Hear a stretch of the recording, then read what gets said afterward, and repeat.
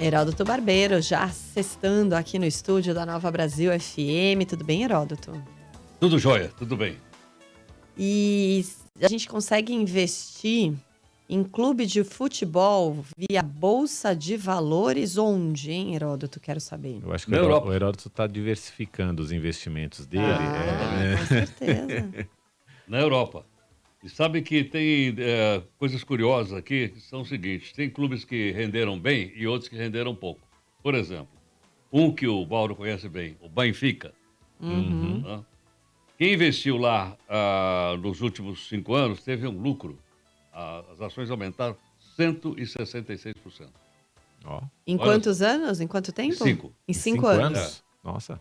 166%. Bom. E o valor de mercado do Benfica subiu para 440 milhões de dólares. Quer dizer, é uma coisa realmente, vamos dizer assim, própria de uma economia capitalista. Né? Uhum.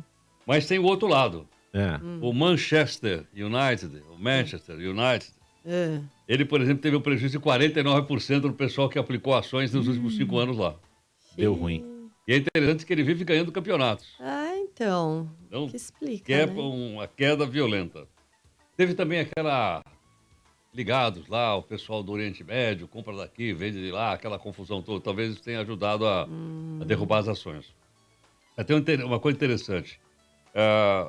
Por exemplo, quando o Cristiano Ronaldo foi para o Juventus, na Itália, as ações do time na Bolsa subiram. E ele nem tinha começado a jogar bola ainda.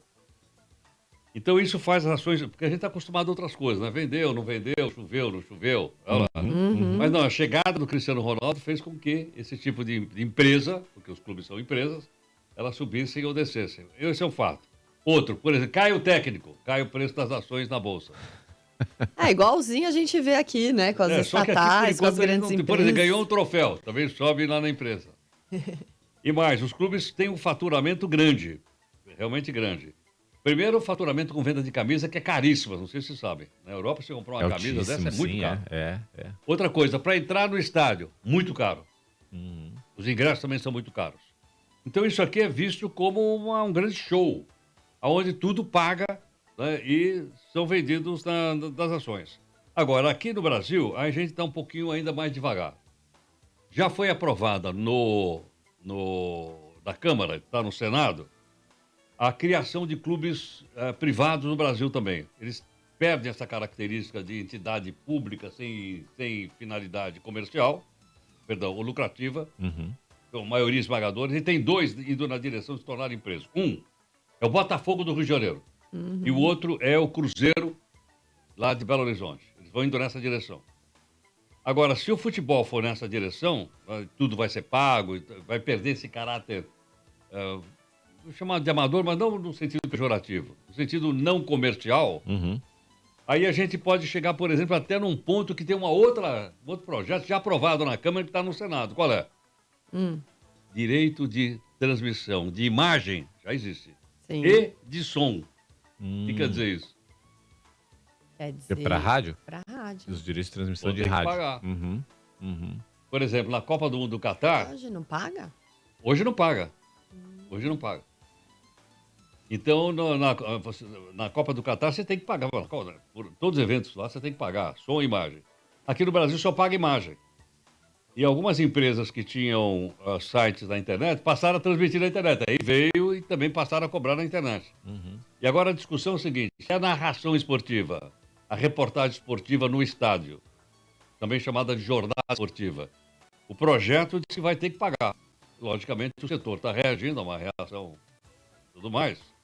Mas os clubes estão dizendo, não, nós fornecemos espetáculo, vocês vendem comercialmente, tem patrocínio e a gente não recebe nada do patrocínio que vocês têm para fazer a narração das partidas.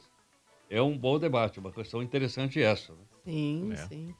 Em relação aos times, você tem a lista de todos aí? Não tenho, infelizmente eu não tenho. Eu vi, não sei se foi no Infomoney que eu vi essa lista, não tenho certeza. Sim. Mas tem outros lá, eu só coloquei 2, porque eu falei, senão a gente muitas vezes... e são bem emblemáticos esse, né? Um que aumentou bastante, o outro... Tem clubes da Alemanha, o Bayern de Munique, por exemplo, vale bastante. Você tem o Juventus, tem Tem outros times que valem bastante na Europa. Sim. Né? Tem na França também. O PSG, por exemplo, é de propriedade de um cara do Oriente Médio. Alguém do Dubai, não me lembro exatamente o nome dele. Ele é dono de um clube de futebol. E até recentemente o Chelsea. Era Era de propriedade. do Abramovich, né? Abramovich. Do Roman, E, aliás, Roman Abramovich. quase comprou o Corinthians. Sim. Lá atrás. Lá atrás. Ele chegou aqui para comprar o Corinthians. Se a gente não vai lá abrir... Quer dizer, A gente. quase que o homem comprou o Corinthians. Você imagina só, né? Já pensou a turma lá no antigo Parque São Jorge, falando árabe? Ou russo? Lá ia falar russo, ele tinha um representante aqui no Brasil que era um iraniano que se chamava Kia Jorabchian. Eu lembro Lembra? disso. Ele era... E deu o que falar, né? Também. Deu cara, que né? falar até hoje, de vez em quando. Agora, O Kia uma coisa continua curiosa. ativo nas redes sociais. Por aí. Uma curiosidade só em relação à transmissão. Suponha o seguinte, você faz um show musical. Ah, não, você não posso transmitir com imagem. Mas eu posso ir lá e botar meu microfone lá e transmitir isso? Também não. Não pode. Não. Né? Na verdade, Sim. você pode usar o material de divulgação se eles te derem. Autorizarem. Autorizado. Ou É aqueles minutinhos que são regulamentares para uma cobertura jornalística, isso pode, mas você transmitir, ainda mais explorando comercialmente. É. Então essa é uma discussão, porque desde as primeiras transmissões de rádio no futebol, acho que era Nicolau Tuma. Já ouviram falar nele ou não? Foi o primeiro locutor esportivo do Brasil. Não é da minha época, hein? Nicolau Tuma. Ele era chamado de a metralhadora giratória. Meu Deus. Porque ele inovou esse negócio de falar rapidamente. Sim. E ganhou, daí pra frente começou a ver as transmissões esportivas no rádio. Sim. Aliás, daqui a pouquinho, 100 anos de rádio. E tem muitas comemorações, né, Heródoto? A comemoração maior vai ser em setembro, né? Uhum, Já vista dia que primeiro. a primeira transmissão oficial, né? Foi no dia 7 de setembro de 7. 22. Muito bem. Tá dado o recado, tomamos nota aqui com Heródoto Barbeiro. Heródoto, obrigado, boa sexta.